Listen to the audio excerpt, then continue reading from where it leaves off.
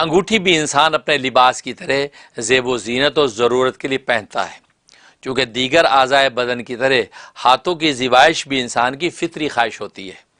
اس لیے دین اسلام نے مرد حضرات کو بھی انگوٹھی پہننے کی اجازت دی ہے، اور اگر حاکم وقت ہونے کی حیثیت سے حکومتی دستاویزات پر مہر لگانے کی ضرورت آن پڑے تو جواز میں کوئی شبہ ہی نہیں رہتا۔ تو حاکم کے لیے تو کوئی جائز ہی جائز ہے، کوئی گنجائش ہی نہیں کہ منع کوئی کرے، ضرور بنا کے وہ مہرے لگانے کے استعمال کر سکتا ہے۔ بلکہ سفر و حضر میں معاشی ضرورت کے تحت قیمتی انگوٹھی کو بیچ کر یا گروی رکھ کر اپنی معاشی حالت کو غربت و افلاس سے بچانا شرعاً خود مطلوب ہے۔ تو اس لیے بھی یہ انگوٹھی قیمتی رکھی جاتی ہے تاکہ سفر و حضر میں خدا نہ خواستہ کوئی برا وقت آ گیا، انگوٹھی بیچ کر انسان جو ہے بہت سے کام نکالتا ہے۔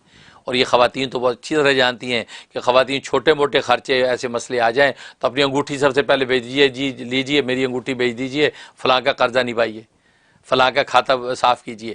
تو گویا کہ یہ انگوٹھی گویا کہ معاشی ضرورت پیش آ جائے کہیں تو وہاں بھی یہ کام دیتی ہے۔ اس حوالے سے نبی اکرم صلی اللہ علیہ وسلم کی چند سنتیں پیش کی جاتی ہیں جن کو ہر مسلمان مومن صادق حرز جان بنا کر، یعنی ہر مومن مسلمان صادق سچا مومن مسلمان وہ حرز جان بنا کر حق تعالی شانوں کی جانب سے محبوبیت و مغفرت کا پروانہ حاصل کر سکتا ہے۔ ظاہر ہے کہ نبی کریم صلی اللہ علیہ وسلم کی سنتوں کی اتباع جو ہے وہ اللہ تبارک و تعالیٰ کی طرف سے دو بشارتیں دیتی ہے۔ ایک یہ کہ اللہ تبارک و تعالیٰ خود اس بندے سے محبت کرنے لگتے ہیں جو اس کے محبوب کی ادا کو اپناتا ہے، اور دوسرا اللہ تبارک و تعالیٰ اس بندے کی بخشش کر دیتا ہے۔ یہی قرآن میں فرمایا، قل اے پیغمبر ان لوگوں سے کہہ دیجئے ان کنتم تحبون اللہ، اگر تم اللہ سے محبت کرتے ہو تو فاتبعونی، تو میری اتباع کرو، میری سنتوں کی اداؤں پر مر مٹو، میری سنتوں پر عمل کرو، سنتوں کی اتباع کرو۔ تو کیا انعام ملے گا؟ یحببکم اللہ، اللہ تم سے محبت کرنے لگیں گے۔ جب محبت کریں گے تو یغفر لکم ذنوبکم، اللہ تمہارے گناہوں کو معاف کر دیں گے۔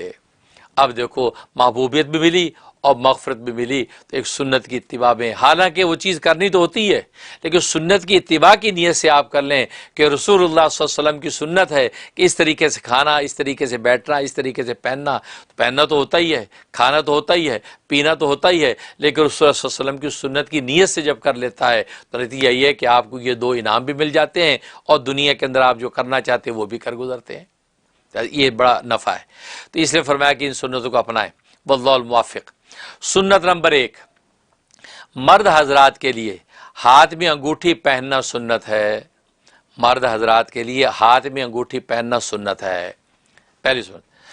حوالہ حضرت انس رضی اللہ تعالیٰ عنہ سے مروی ہے کہ نبی اکرم صلی اللہ علیہ وسلم نے ایک انگوٹھی بنوائی اور اس پر نقش کروایا، ایک انگوٹھی آپ نے اس پہ نقش کروایا۔ حوالہ صحیح بخاری شریف صفحہ 873 جلد 2۔ نیز حضرت انس رضی اللہ تعالیٰ عنہ فرماتے ہیں کہ آپ صلی اللہ علیہ وسلم نے اس پر محمد الرسول اللہ، محمد الرسول اللہ نقش کروایا ہوا تھا، محمد الرسول اللہ اس انگوٹھی پہ لکھا ہوا تھا۔ حوالہ سنن نسائی صفحہ 288 جلد 2۔ مسئلہ، نبی اکرم صلی اللہ علیہ وسلم کے علاوہ امت میں سے اب کسی شخص کے لیے اپنی انگوٹھی پر محمد رسول اللہ نقش کروانا جمہور علماء کے نزدیک ہرگز جائز نہیں، یعنی امت میں اب کسی کو اجازت نہیں ہے اپنی انگوٹھی پہ محمد رسول اللہ نقش کروائے۔ چنانچہ حضرت انس رضی اللہ تعالیٰ سے مروی ہے کہ نبی اکرم صلی اللہ علیہ وسلم نے چاندی کی انگوٹھی بنوائی اور اس پر محمد الرسول اللہ نقش کروایا اور ارشاد فرمایا کہ میں نے ایک انگوٹھی بنوائی ہے جس میں محمد رسول اللہ نقش کرایا ہے، تم میں سے کوئی اس طرح نقش نہ کرائے۔ منع کر دیا، تم میں سے کوئی اس طرح نقش نہ کرائے۔ یہ گویا کہ نبی پاک صلی اللہ علیہ وسلم کی خصوصیت اور ان کا تعارف ہے کہ وہ انہوں نے یہ اس کو محمد رسول اللہ لکھوایا۔ اب آپ کہیں جی برکت کے لیے ہم بھی محمد رسول اللہ لکھوا لیں، نہیں، اس کی اجازت نہیں ہے۔ تو آپ نے خود منع فرما دیا، تم میں سے آپ کوئی اس طرح نقش نہ کروائے۔ حوالہ صحیح بخاری صفحہ 873 جلد 2۔ نوٹ، نبی اکرم صلی اللہ علیہ وسلم نے حکومتی اور دعوتی خطوط اور دستاویزات پر مہر لگانے کے لیے انگوٹھی بنوائی تھی۔ چنانچہ انس رضی اللہ تعالیٰ سے مروی ہے کہ جب نبی اکرم صلی اللہ علیہ وسلم نے غیر عرب یعنی عجم کے بعد غیر عرب بادشاہوں مثل اہل روم اور قوم کے ذمہ داروں کو خطوط لکھنے کا ارادہ کیا تو آپ سے کہا گیا کہ وہ لوگ کوئی خط جس پر مہر نہ ہو قبول نہیں کرتے، مہر لگا کر آپ کے خط بھیجے تو قبول کرتے ہیں، بلا مہر کے قبول نہیں کرتے۔ تو آپ صلی اللہ علیہ وسلم نے چاندی کی ایک انگوٹھی بنوائی جس پر محمد اور رسول اللہ لکھا ہوا تھا کہ محمد اللہ کے رسول ہیں۔ حضرت انس رضی اللہ تعالیٰ فرماتے ہیں گویا میں اس انگوٹھی کی چمک آج بھی آپ کی انگلی مبارک میں دیکھ رہا ہوں۔ چاندی کی انگوٹھی چمکتی تھی، فرمایا کہ آپ کی جو ہے انگشت مبارک پر اس کی چمک آج بھی مجھے نظر آ رہی ہے۔ تو آپ نے اس کے اوپر محمد رسول اللہ نقشہ کروایا، اور وہ نقشہ آپ نے دیکھا ہوگا آج لکھا ہوا مہر نبوت کے نام سے وہ نقشہ نظر بھی آتا ہے مختلف جگہوں پہ اس کی تصاویر۔ حوالہ صحیح بخاری صفحہ 873 872 جلد 2۔ لیکن غیر حاکم کے لیے محض زیب و زینت کے طور پر انگوٹھی پہننا بھی بلا شبہ جائز ہے۔ یا میں اور آپ جو حاکم نہیں ہیں تو غیر حاکم کے لیے بھی زیب و زینت کے طور پہ انگوٹھی پہننا بھی بلا شبہ جائز ہے، کیونکہ حضرات صحابہ اکرام رضوان اللہ علیہ مجمعین اور تابعین اعظام رحمہم اللہ تعالیٰ کی ایک جماعت نے باوجود ہے کہ وہ سلطان یا حاکم نہیں تھے محض زینت کے لیے انگوٹھی پہنی ہے۔ تو دیکھو میرے اور آپ کے لیے بھی انگوٹھی پہننے کا جواز ہو گیا کہ صحابہ اکرام کی بہت بڑی جماعت اور تابعین اعظام کی ایک بہت بڑی جماعت بھی محض زینت کے لیے انگوٹھی پہنتی تھی، لہٰذا ہم جو ہے انگوٹھی زینت کے لیے پہن سکتے ہیں۔ اور جس روایت ابو ریحانہ سے غیر حاکم کے لیے مماند منقول ہے کہ ابو ریحانہ جو رضی اللہ عنہ کی روایت ہے اس میں کہ غیر حاکم کے لیے انگوٹھی کو منع کیا گیا ہے، اس روایت سے وہ روایت حافظ ابن حجر عسقلانی رحمہ اللہ تعالیٰ کے نزدیک منسوخ ہے۔ حافظ ابن حجر عسقلانی رحمۃ اللہ علیہ بہت بڑے محدث ہیں، وہ فرماتے ہیں کہ وہ روایت ابو ریحانہ کی جس میں غیر حاکم کے لیے ممانعت تو وہ منسوخ ہے، لہٰذا جس کسی کو شبہ لگے تو اس کا آپ یہ کہہ سکتے ہیں کہ وہ روایت منسوخ ہے، ابن حجر کی تحقیق کیا ہے۔ حوالہ فتح الباری صفحہ 325 جلد 10، ابو داؤد شریف طحاوی صفحہ 353 جلد 2، یہ حوالہ۔ اس کے بعد سنت نمبر 2، مرد حضرات کے لیے چاندی کی انگوٹھی پہننا سنت ہے۔ مرد حضرات کے لیے چاندی کی انگوٹھی پہننا سنت ہے۔ حوالہ حضرت انس رضی اللہ تعالیٰ سے مروی ہے، نہیں سوری یہ بھی اوپر کا حوالہ یہ بھی حضرت انس سے ہی ہے۔ حضرت انس رضی اللہ تعالیٰ سے مروی ہے کہ نبی اکرم صلی اللہ علیہ وسلم کی انگوٹھی چاندی کی تھی اور اس کا نگینہ بھی اسی سے تھا، یعنی نگینہ بھی چاندی کا تھا، انگوٹھی بھی چاندی کی تھی۔ حوالہ صحیح بخاری صفحہ 872 جلد 2 بحوالہ شمائل کبریٰ صفحہ 311 جلد اول حصہ 2۔ سنت نمبر 3، انگوٹھی میں نگینہ جڑنا بھی سنت ہے۔ انگوٹھی میں نگینہ جڑنا بھی سنت ہے۔ یہ نگینہ جو ہے جس کو آج کل ہم پتھر لگا لیتے ہیں یا چاندی کا نگینہ۔ تو حوالہ انس رضی اللہ عنہ سے مروی ہے کہ نبی اکرم صلی اللہ علیہ وسلم کی چاندی کی انگوٹھی تھی جس کا نگینہ حبشی تھا۔ چاندی کی انگوٹھی تھی جس کا نگینہ حبشی تھا، تو معلوم ہے کہ نگینہ جڑنا بھی سنت ہے۔ حوالہ سنن ابی داؤد صفحہ 589 79 89 ہوتا ہے اور 79 جو ہے وہ 79۔ سنت نمبر 4، چاندی کی انگوٹھی میں چاندی کا نگینہ یا حبشی پتھر کا نگینہ جڑنا سنت ہے۔ چاندی کی انگوٹھی میں چاندی کا نگینہ یا حبشی پتھر کا نگینہ جڑنا سنت ہے۔ حوالہ حضرت انس رضی اللہ تعالیٰ عنہ سے مروی ہے کہ نبی اکرم صلی اللہ علیہ وسلم کی انگوٹھی چاندی کی تھی اور اس کا نگینہ بھی اسی سے تھا۔ یہ حوالہ پہلے بھی گزرا ہے، تو نگینہ چاندی کا ہونے کے لیے یہ بھی حدیث دلیل۔ حوالہ صحیح بخاری صفحہ 872 جلد 2۔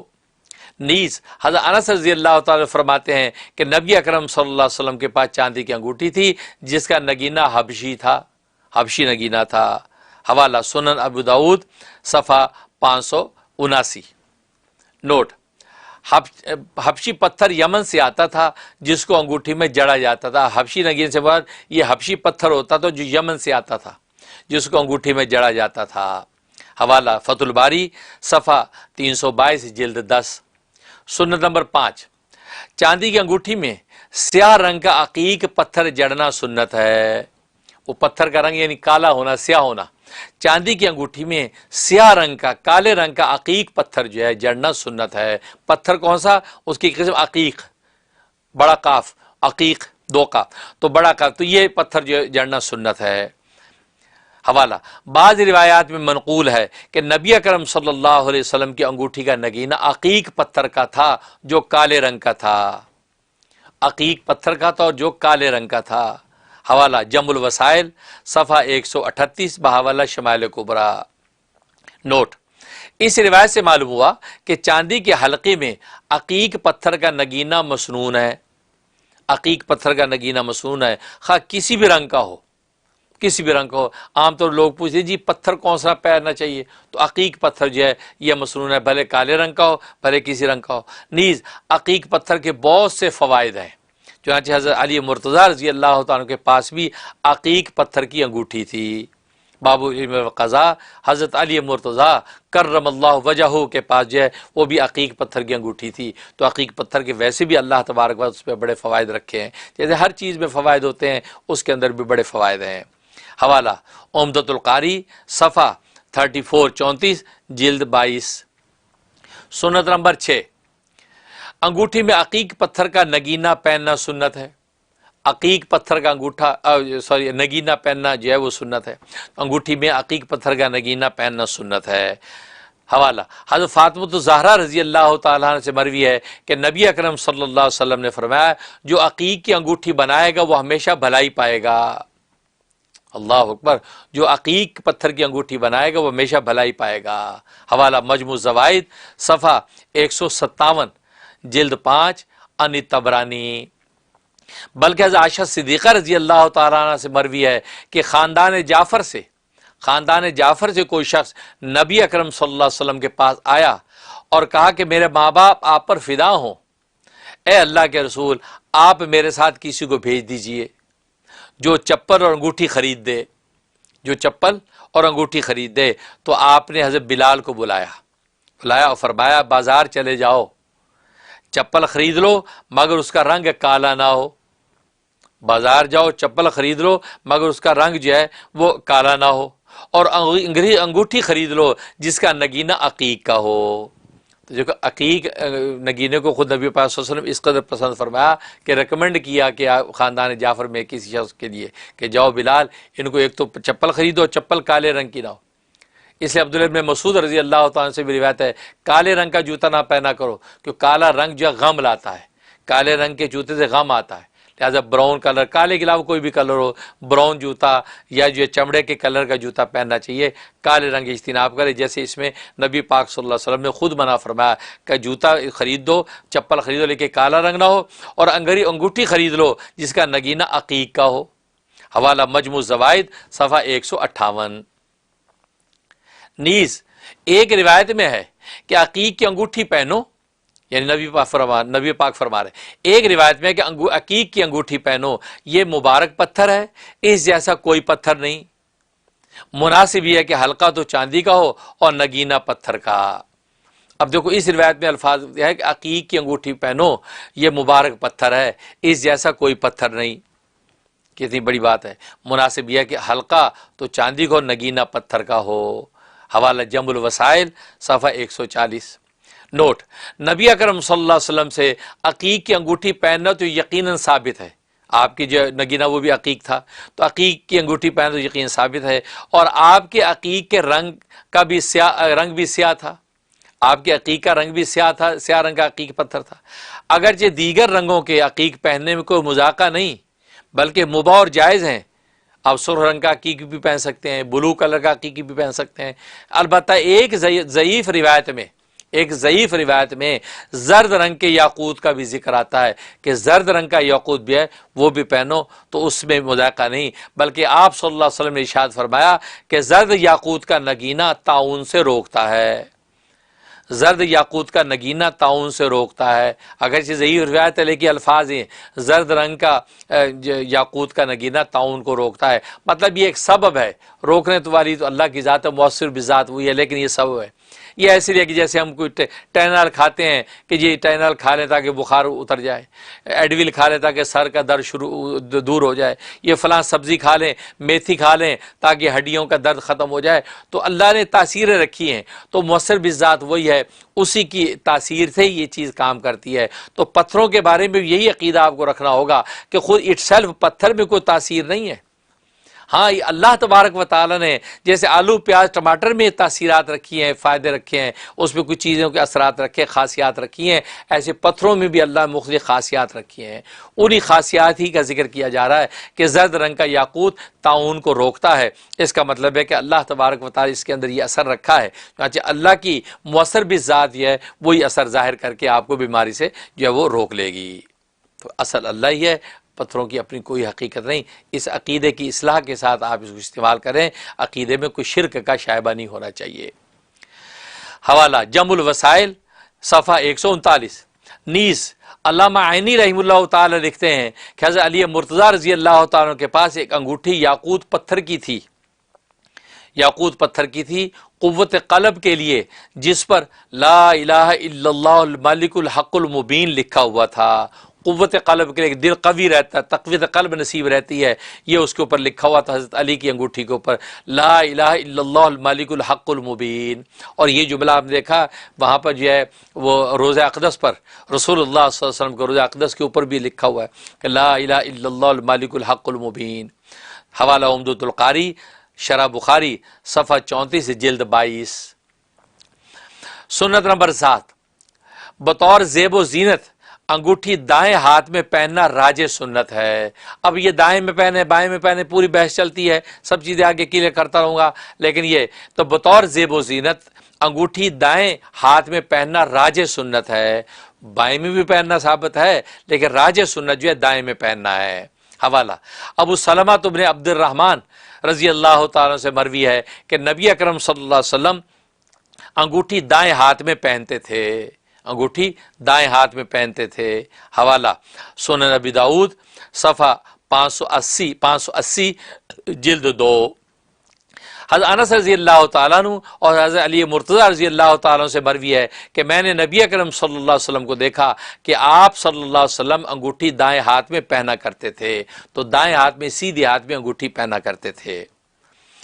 حوالہ شمائل ترمذی صفحہ 8، فتح الباری صفحہ 327 جلد 10۔ نوٹ: حضرت ابوبکر صدیق، حضرت عمر فاروق اور دیگر صحابہ رضوان اللہ علیہم اجمعین اور تابعین کرام اور اہل مدینہ کی بڑی کثیر جماعت سے انگوٹھی دائیں ہاتھ میں پہننا منقول ہے۔ گویا کہ شیخین کریمین جو ہیں وہ دونوں جو ہے وہ دائیں ہاتھ میں، اور دیگر صحابہ تابعین اور بہت سے اہل مدینہ جو ہے وہ دائیں ہاتھ میں انگوٹھی پہننا ان سے منقول ہے۔ اس لیے علامہ ابن حجر عسقلانی رحمہ اللہ تعالی نے تمام تر روایات کو مد نظر رکھتے ہوئے فیصلہ فرمایا ہے کہ اگر بطور زینت کے پہنے تو دائیں ہاتھ میں پہننا راج سنت ہے۔ بطور زینت کے اگر انگوٹھی پہننی ہے تو دائیں ہاتھ میں پہننا راج سنت ہے، جیسے میں نے دائیں ہاتھ میں پہن رکھی ہے۔ حوالہ فتح الباری شرح بخاری صفحہ 327 جلد 10۔ یہاں تک جو ہے یہ 7 سنتیں انگوٹھی کے حوالے سے ہو گئیں۔ اب ابھی مزید جو 8 سنتیں باقی ہیں وہ انشاءاللہ آئندہ اس پر گفتگو کریں گے۔